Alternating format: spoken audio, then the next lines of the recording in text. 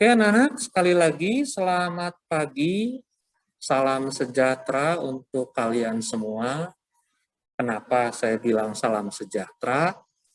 Ya karena kan situasi sekarang itu lagi pandemi, bahkan gelombang tsunami pandemik itu makin kesini makin kuat. Kenapa?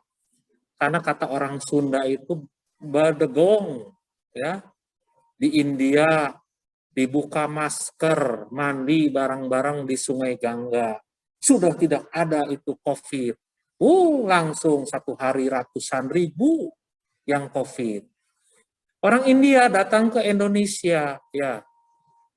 Indonesia menutup semua pendatang yang berasal dari India. Tetapi pas di Bali, berita yang terakhir, kalau mereka punya visa katanya boleh masuk. Ya, itu karena bedegong. Bedegong itu bahasa Sunda, artinya bandel. Mau-maunya sendiri, menyepelekan. Itu saya harap kamu tidak begitu ya. Jadi kamu itu ada beberapa yang sudah pakai masker, itu tanda sebuah kepedulian. Ya, bukan terhadap diri sendiri, tapi kepada orang lain juga. Mudah-mudahan nanti saudara-saudara kita yang lebaran juga nurut-nurut semua ya, tidak bedegong. Pergi pulang kampung, bawa COVID, balik lagi ke kota. Jadi nggak selesai-selesai nih COVID. Ya, semua kegiatan terganggu ya Rafa ya. Aduh Rafa baru dicukur itu ya. Nah, oke anak-anak, hari ini saya akan langsung saja. Jadi kemarin terakhir kamu itu kan mengerjakan latihan 1 tentang latihan cermin cekung. Nah, nanti ke depan ya akan ada latihan lagi sekali mungkin ya, supaya kamu lebih mantap. Setelah itu nanti kita evaluasi atau tes. Jadi kira-kira evaluasi tesnya hari Selasa minggu depan. Ya. Jadi supaya kamu mantap. Nah, yang akan saya bahas hari ini tentu adalah yang kemarin itu saya akan tampilkan dulu ya, anak-anak semua. Ini ya judulnya. Jadi judulnya adalah pembahasan latihan 1, latihan soal cermin lengkung. Tentu kompetensi dasarnya sama seperti yang kemarin. Begitu ya anak-anak ya. Oke, kita lihat nomor 1 diminta apa ya. Ini betul ya, soalnya sama ya. Waduh, Rafa sudah menguap itu. Masih pagi Rafa. Aduh, udah menguap. Oke, kita lihat nomor 1 ini apa. Kasih nama dulu dong kalau namanya latihan atau tugas yang dikumpulkan. Kasih nama, kasih kelas ya. Jadi ini adalah gambar cermin cekung, di mana kalau kamu perhatikan, yang namanya cermin cekung itu, berarti bagian depannya ini mengkilap. Bagian belakangnya itu yang doff, jadi yang bagian belakangnya harus diarsir, ya begitu ya anak-anak ya. Jangan sampai kamu lupa bagian ini. Jadi kalau dilihat di cermin aslinya kan, kamu akan bercermin di bagian yang mengkilapnya kan. Nah, ada yang disebut dengan sumbu utama. Nah, ini sumbu utama nih. Nah, yang ini. SU, sumbu utama itu garis yang horizontal ini. Ya. Kemudian ada titik O, disebut titik pusat bidang cermin atau titik vertex. Lalu ada P, di sini titik pusat kelengkungan cermin. Ya, kadang-kadang ini orang kasih nama R, bolehlah. Ya. Kadang-kadang orang kasih nama ini C, ya boleh juga. Jadi maksudnya CPR itu apa? Titik pusat kelengkungan cermin. Lalu ada yang F disebut jarak fokus cermin. Nah, dari P ke O ini, ini disebut dengan jari-jari ya anak-anak ya. Jadi berapa lengkung itu kamu punya cermin. Begitu. Nah, di soal ini benda itu diletakkan di ruangan 3. Begitu ya, ini ruangan 3 ya. Ulangi lagi, ini ruangan 2. Oke, ini ruangan 1 itu buat benda. Ini di sini berarti ruangan 4. Ini adalah benda nyata di depan cermin ya. Lalu ruangan bayangan, ini ruangan 1, ruangan bayangan, ini ruangan 2. Ruang bayangan ini ruangan 3 untuk bayangan ya. Di belakang cermin ini ruangan 4. Begitu ya anak-anak ya ceritanya. Sudah paham ya ini ya? Jadi benda ini ada di ruangan 3. Jadi kalau benda di ruangan 3, maka bayangan akan ada di ruangan berapa menurut Esba? Jadi nomor ruang benda sama nomor ruang bayangan itu jumlahnya harus sama dengan 5. Itu kata Esba begitu. Jadi bayangan akan ada di ruangan 2. Begitu ya. Nah sifatnya bisa.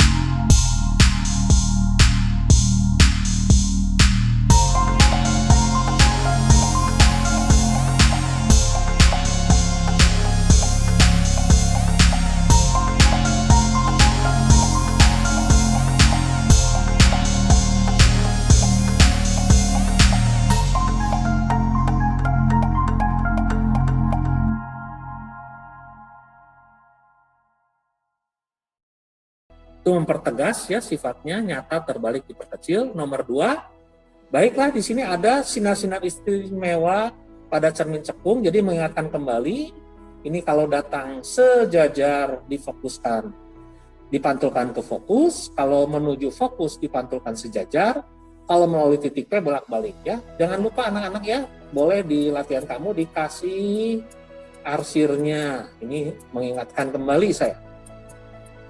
Supaya bahwa ini adalah cermin cekung, begitu ya anak-anak ya. Ya kadang-kadang saya harus menggambarkan semua, karena ada pepatah katanya guru kencing berdiri, murid kencing berlari. Maksudnya begini, apa yang baik yang guru lakukan pasti murid itu mengikuti, termasuk apa yang kurang baik guru lakukan. Oke, ini berarti benda ada di titik P ya, di mana letak bayangannya kita lihat pakai sinar nomor 1 yang ini ya. Oke, kemudian yang kedua kita pakai sinar yang ini. Baiklah, kita ketemu di sini ya. Oke, nah berarti sifatnya apa? Nyata, terbalik, sama, besar. Ya, nomor 3 sekarang benda ada di ruangan 2. Oke, pakai yang ini lagi. Nah, sudah 2 kali dipakai. Lalu yang kedua pakai yang mana? Kita lihat, oh pakai yang ini juga. Sudah 2 kali. Ketemu di sini ya, titik potong sinar pantulnya. Disitulah letak bayangannya. Sifatnya tentu nyata, terbalik, diperbesar. Kalau ada yang mau bertanya boleh ya. Nanti kamu boleh mengangkat tangan. Saya juga sambil suka lihat-lihat ini. Lihat-lihat monitor, siapa tahu ada yang bertanya begitu ya. Oke, saya lanjutkan nomor 4. Baiklah, di nomor 4 kita lihat lagi. Coba apa yang kurang? Ini yang kurang ya. Nah, ini sinarnya sudah disatukan di nomor 4. Maksudnya disatukan apa? Jadi sinar istimewa nomor 1, nomor 2, dan nomor 3 sudah digambarkan di satu cermin. Dikasih contoh benda di ruangan 2 ya, kenapa? Ini belum ada apa? Arsirannya. Tolong diperhatikan. Jadi begitu kamu menggambar itu harus sudah lengkap semua. Ya, cermin itu ada sumbu utama, ada titik O, ada titik F, ada titik P, selalu begitu. Dan bagian ini diarsir dulu, menunjukkan bagian belakang cermin itu doff ya atau gelap, tidak pernah dipakai. Jadi semua benda yang akan mengalami pemantulan diletakkan di depan cermin. Oke, nomor 4 kita pakai sinar yang mana? Kita lihat nomor 4. Oke, oh ini kepanjangan nggak apa-apa ya, nanti dihapus. Jadi dia datang berkas yang nomor 1, sama begitu. Kemudian nomor 2-nya kita lihat, oh ini pakai berkas yang nomor 3. Nggak apa-apa. Kalau diperhatikan, maka sinarnya apa itu? Ya, sinarnya akan datang sejajar sumbu utama. Artinya apa? Artinya bayangannya akan berada di jauh sekali. Begitu ya anak-anak ya, berada di jauh sekali. Jadi tidak ada bayangannya nggak kelihatan. Oke, saran nomor 5 berarti benda ada di ruangan 1 ya. Pakai nomor 1 lagi, ini kurang rata, nanti kamu benerin ya. Kurang sejajar dengan sumbu utama. Maka sinar akan dipantulkan menuju titik fokus. Begitu ya. Lalu berikutnya sinar yang nomor 3. Ya, melalui P dia akan datang ke cermin lalu dipantulkan ke P. Nah, di manakah letak bayangannya? Kamu tidak mungkin memperpanjang ke sini ya. Ini tidak mungkin diperpanjang karena kalau diperpanjang makin berjauhan, nggak akan ketemu titiknya. Berarti kamu memperpanjangnya ke daerah belakang cermin, begitu. Nah, ini yang biru diperpanjang, yang merah juga diperpanjang, nah ke belakang cermin. Sehingga ketemu titik potong di sini anak-anak. Nah, titik potong di sini merupakan letak bayangannya, begitu ya. Oke, berarti ini bayangannya. Nah, bayangannya kan titik-titik karena di belakang cermin, berarti bayangan maya tegak diperbesar. Begitu ya anak-anak ya. Kita lanjutkan, ada latihan esai. Nah, ini latihan esai itu tujuannya tanpa menghitung kita bisa mengetahui sifat bayangan yang dibentuk oleh cermin cekung. Jadi teorinya kayak tadi ya. Jadi kita lihat ini. Kan cerminnya fokusnya 4. Fokusnya sama dengan 4 di sini. Begitu. Terus bendanya berada 2 cm, berarti S-nya kan 2 cm. Gitu kan? Nah, kita bisa tahu di sini, kalau fokusnya 4, jaraknya 2 cm, berarti si bendanya ada di ruangan berapa? Bendanya ada di ruangan, kan begitu, tadi teorinya ini kan cermin, begitu ya. Saya gambar lagi ya, nggak apa-apa ya. Di sini 0, di sini fokus, begitu kan? Di sini titik P, kan begitu cermin tuh. Cermin cekung nih. Nah, kita kan tahu fokusnya yang ini. Nah, ini fokusnya. Fokusnya itu berapa tadi? 4 kan? 4 cm. Nah, kalau 2 cm itu berarti bendanya ada di mana? Berarti kan bendanya ada di sini. 2 cm kan? Nah, gitu. Berarti dia ada di ruangan 1 kan? Jadi bendanya ada di ruangan 1. Nah, kalau bendanya ada di ruangan 1, maka bayangannya akan ada di ruangan berapa tadi? Kan jumlahnya harus 4. Harus 5. Jadi 1 ditambah 4. Nah, ini ruangan bendanya ada di ruangan 4. Gitu. Jadi gambar tadi, kita bayangkan dia ada di sini ruangan 4 itu berarti kan maya. Nah, tegak diperbesar. Kan 4, dari 1 ke 4, gitu kan, dia diperbesar. Kalau dia diperbesar, kenapa? Karena ruang bayangan lebih besar dari ruangan 1. Nah, ruangan 4 itu kan ada di sini tadi. Nah, dia kan tempat bayangan maya.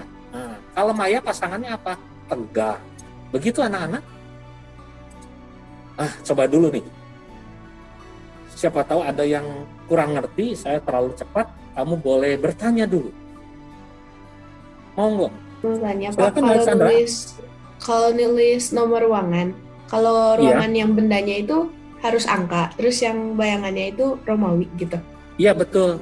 Jadi yang untuk ruangan bendanya itu supaya dibedakan. Jadi ruangan benda itu pakai angka itu tuh huruf Arab ya, Alexandra itu 1, 2, 3 yang kita pakai sehari-hari itu huruf Arab itu.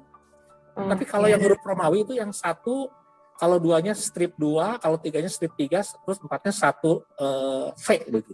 Iya betul sekali Alexandra. Terima kasih. Terima kasih Pak. Iya. Oke, siap-siap. Saya share lagi. Siapa yang mau jawab 1B? Ayo, silakan. Sifatnya saja, cukup menyebutkan sifatnya, dapat bonus, asik banget. 1B. Jarak fokus cermin cekungnya 6 cm, bendanya boleh, berada... Siapakah saya ini? Nomornya aja. Matthew Evan. Absen 22. 22 ya. Matthew Evan Kurniawan ya. Boleh Matthew? 1B jawabannya apa? Sifat bayangannya itu diperkecil, Diperkecil. terbalik dan di ruang 2. Oke, nyata, diperkecil, terbalik begitu ya? Iya. Oke, kita lihat. Nyata, diperkecil, terbalik. Iya, kamu dapat bonusnya ya, Matthew ya. Saya kasih dulu bonusnya. Oke, berikutnya. Yang 1C, siapa yang mau jawab? Saya boleh Pak. Oh, Alex ya. Boleh, silakan Alexandra. Boleh, silakan. Sifat bayangannya nyata, terbalik, sama besar. Oke, nyata, terbalik, sama besar. Ini Alexandra Lihanjaya ya, absen 3 ya. Iya Pak. Oke. Nyata, terbalik, sama besar. Itu menurut Alexandra. Kita lihat jawabannya. Nyata, terbalik. Ya, betul. Dapat bonusnya juga. Sudah, asik ya. Sekarang yang 1D. Siapa yang mau coba jawab? Boleh. Jangan orang yang sama ya. Bagi-bagilah. Ayo, cepat ditunggu sampai 3 detik. Kalau tidak ada, saya keluarkan jawabannya. Jadi, fokus cermin cekungnya 4 cm, bendanya berada 7 cm di depan cermin. Ya, siapakah saya ini? Nomor berapa? Cheryl. Nomor 9 itu Krista Felicia, betul ya? Cheryl 8. Oke. Oh, nomor 8, Sheryl Karina Amarasi Teku, betul ya? Iya. Oke. Apa jawabannya? Nomor 1D, silakan, Sheryl. Nyata, terbalik, sama besar. Nyata, Terbalik Tolong sama diulang. besar. nyata, terbalik, sama besar. Itu menurut Sheryl ya. Kita lihat jawabannya. Nyata, terbalik, sama besar. Nyata, terbalik, oh salah ya. Harusnya diperbesar, Sheryl. Bukan sama besar. Nggak apa-apa. Dapatnya setengah aja. Oke. Nah ini kenapa diperbesar? Kan ini bendanya berada 7 cm. Jadi dia ada di ruangan 2. Belum sampai di titik P. Paham ya? Ini bendanya ada di ruangan 2. Ya, belum sampai. Oke, berikutnya. Yang 1E, Bertrand. siapa yang mau jawab? Ya? Bertrand. Bertrand. Ini Bertrand mah absen 6 ya. Bertrand Aurei Justinian. Oke, silakan Bertrand. Yang 1E, jawabannya. Itu teh jadi ada di ruang 1, artinya Maya, terus Iya, Maya tegak, katanya. Maya Ya. tegak diperbesar. Oke, kita lihat ya jawabannya ya. Katanya Maya tegak diperbesar. Nah, itu bukan ruangan 1 itu. Kalau ruangan ini tuh tepat di fokus, Bertrand. Nah, kan ini fokusnya 12, jari-jarinya 12 cm, jari-jarinya 12 cm. Berarti fokusnya 6 cm. Ya kan? Terus si bendanya ada di 6 cm. Jadi bukan di ruangan 1 ini. Ini tepat di fokus. Jadi harus bayangannya di jauh sekali. Nggak apa-apa ya Bertrand ya. Bertrand masih salah. Nggak jadi soal. Sudah mencoba. Oke, yang 1F. Siapa yang mau coba jawab? Ya, siapakah saya? Nomornya aja. Absen 10.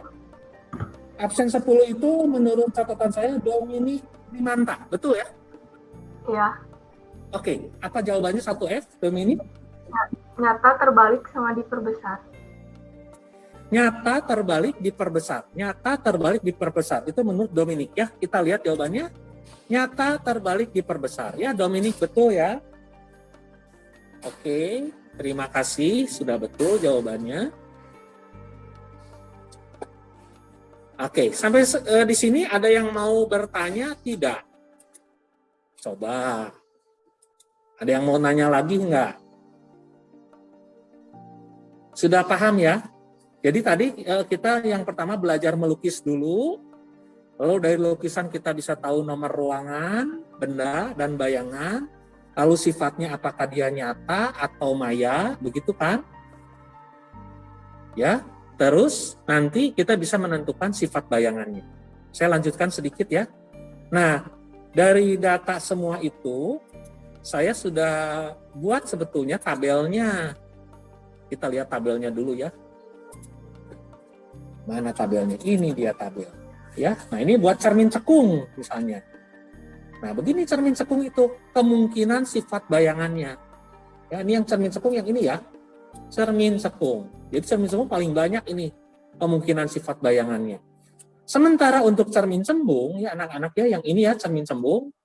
Nah ini berarti yang ini. Nah ini dia, cuman satu aja dia. Bendanya di ruangan 4, terus ruang bayangannya di 1, lalu sifatnya maya, tegak, diperkecil. Ini yang kaca yang suka ada di tikungan jalan ya, atau kaca spion mobil. Oke, saya akan lanjutkan lagi. Terakhir ini, keburu enggak ya? Nah, ini soal hitungannya. Ya. Jadi sebuah benda tingginya 2 cm berada 6 cm di depan cermin cekung yang jarak fokusnya 3 cm. Apa yang harus kamu lakukan kalau ketemu soal-soal esai seperti ini? Yang pertama adalah ditulis dulu saja diketahuinya. Ya. Berarti kan ini tingginya. Nah, tinggi itu H. Ya, begitu. Lalu ini jarak bendanya, berarti S. Lalu ini fokusnya, berarti F. Begitu aja dulu. Lalu ditanya apa? Jarak bayangan. Nah, jarak bayangan itu kan S aksen. Atau ada orang bilang SI, boleh ya. Jadi the distance of image, SI itu. Lalu perbesaran bayangan itu M. M itu singkatan juga, magnification. Ya. Lalu tinggi bayangan H ya, betul ya ini atau HI boleh. Lalu lukisan bayangan tinggal kamu pilih lagi nanti seperti gambar tadi ya di soal sebelumnya, ini bendanya ada di ruangan berapa. Jadi kalau di teori ruangan kan ini fokusnya 3. Ya kan? Jaraknya 6, berarti bendanya ada di titik P. Betul ya? Ada yang orang ngomongnya titik P. Titik P itu kan bukan ruangan 2, bukan ruangan 3. Jadi 2,5 boleh. Ngomongnya begitu boleh ya. Nah, sifat bayangannya nanti ditentukan. Oke, cara menghitungnya tentu ini menggunakan rumus. Karena ini kan soal 1 per jarak benda ditambah 1 per jarak bayangan sama dengan 1 per fokus sama dengan 2 per jari-jari. Kita masukkan angka-angka ya tadi yang ada di situ. Jarak bendanya 6, fokusnya 3.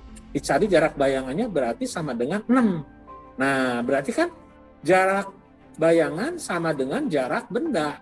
Ya, udah jelas ini mah pasti perbesarannya sama dengan 1 ya. Kan sama besar, tidak mengecil, tidak membesar. Jadi kita sudah dapat jawaban yang A, jawaban yang B-nya tadi sudah dihitungkan ya. Jadi sama dengan 1 tentunya. Begitu ya. Nah, kemudian yang tingginya tentu sama dengan tinggi bayangannya. Nah, untuk lukisannya nanti kamu bisa lihat di gambar yang tadi. Begitu anak-anak, sayang sekali waktunya sudah habis.